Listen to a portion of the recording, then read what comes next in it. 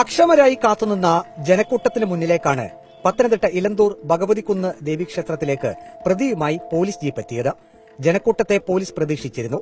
ക്ഷേത്രത്തിലെ വിഗ്രഹങ്ങൾ തകർത്ത പ്രതിയല്ലേ ജീപ്പിനുള്ളിൽ ഇരിക്കുന്നത്? നാട്ടുകാർ പ്രതിഷേധിച്ചില്ലെങ്കിലേ അത്ഭുതമുള്ളൂ.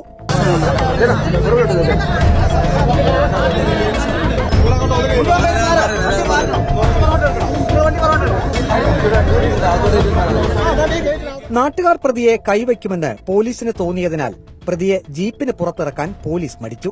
പ്രതിയെയും കൊണ്ട് തിരിച്ചു പോയാലോ എന്ന് വരെ പോലീസ് ചിന്തിച്ചു. പക്ഷേ നാട്ടുകാർ സമ്മതിച്ചില്ല.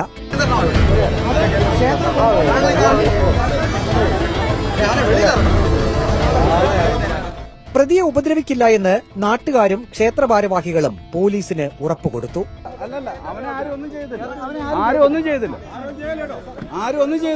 ക്ഷേത്രത്തിലെ മറ്റൊരു പ്രവേശന കവാടത്തിലൂടെ പ്രതിയെയും കൊണ്ട് ജീപ്പ് ക്ഷേത്ര കോമ്പൌണ്ടിലേക്ക് പ്രവേശിച്ചു. പത്തനംതിട്ട പെരുന്നാട് സ്വദേശി സുരേഷിനെ ജീപ്പിന് പുറത്തിറക്കി.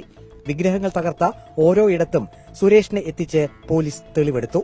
ഞാനല്ല സാറെ വിഗ്രഹം തകർത്തത്, കൂടെയുണ്ടായിരുന്ന 2 പേരാണ് ഇതെല്ലാം ചെയ്തത്, പ്രതി പോലീസിനോട് പറഞ്ഞു. ഞാൻ അവരുടെ കൂടെ വന്നേ ഉള്ളൂ.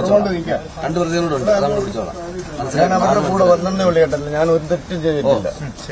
4 കിലോ തൂക്കം വരുന്ന 20,000 രൂപ വിലമതിക്കുന്ന ഓട് വിഗ്രഹപ്രഭയും 4,000 രൂപ വില വരുന്ന 5 നിലവിളക്കുമാണ് മോഷ്ടിക്കപ്പെട്ടത്.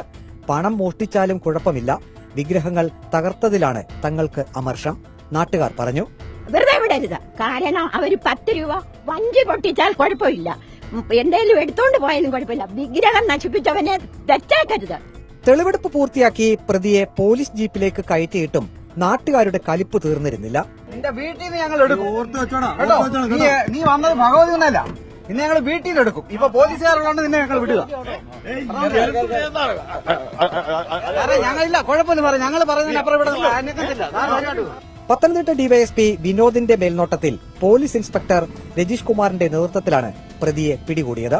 വീഡിയോ ജേർണലിസ്റ്റ് അജി കൊടുമണ്ണൊപ്പം reporter Praveen Purushothaman. In reporter Pathanamthitta.